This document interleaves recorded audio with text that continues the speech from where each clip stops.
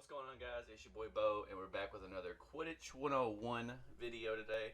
In this video, we're not going to so much focus on playmakers and routes and stuff along those lines. We're really going to be focusing on more position-related strategies, I should say.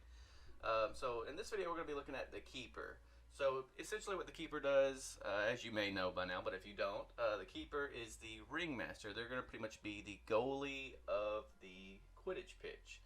They're going to stop the quaffle from going through the rings. It's pretty straightforward. You know what a keeper is at this point.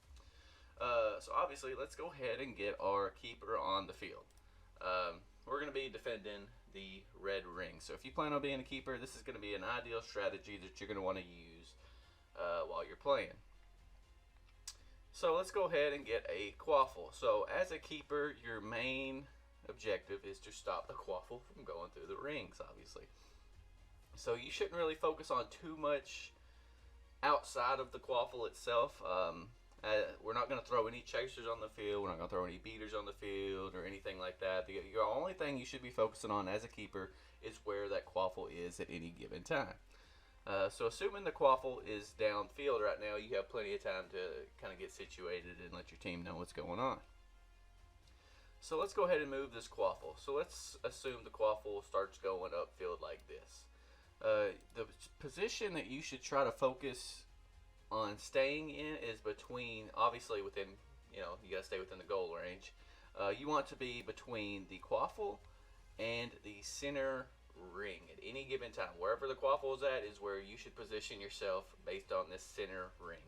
So if the quaffle is here, assuming you're gonna stay within this this goal line here, you're gonna want to stay about right here, give or take.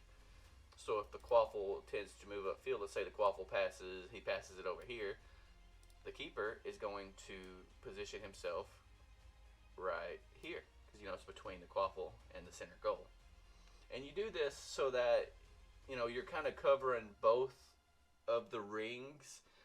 If he decides that the quaffle wants to score here, you're kind of within range to block it, and it's also same for the middle ring. You're within range to kind of block that shot. So you ideally want to stay. You don't want to stay like between. You don't want to stay between. You never want to be like truly out on the outskirts. You never want to be on the wall as a keeper.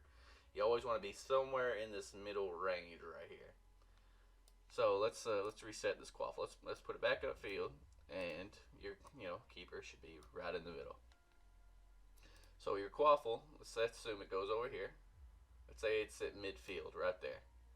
So your keeper is going to want to stay right there, kind of defending these two rings, because the chances of this quaffle going through this ring at this right now is very, very slim. Unless they make a pass play real quick, they're probably not scoring in this ring. It's going to be one of these two rings. So let's move the quaffle upfield a little bit. Let's put it about right here. So your keeper needs to be essentially right here, so he can block those two. So let's reset once more. So the quaffle, let's say they go bottom. Let's say they go down here. Keeper is going to go about right there. He's between the two, the middle and the quaffle. Quaffle goes middle. Keeper needs to go back to middle. Quaffle goes up here. Keeper goes right here. That's essentially the strategy that you're going to want to run if you're planning on playing a keeper role. That's essentially what you want to do to have the best chances of blocking the shots for your team. There's only one keeper on the team at any given time, so you really got to be on your A game. If you have a really bad keeper in the game, it's going to be very hard to win the game. So you keepers need to be on your A game when you queue up. So for all you keepers out there, this is a little strategy that you can use whenever Quidditch Champion game does come out. It hasn't came out yet, so we don't truly know how the mechanics are moving and all that's going to work.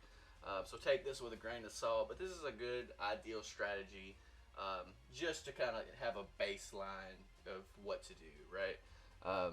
But as always, guys, this has been your boy Bo, and I'll see you on the Quidditch pitch.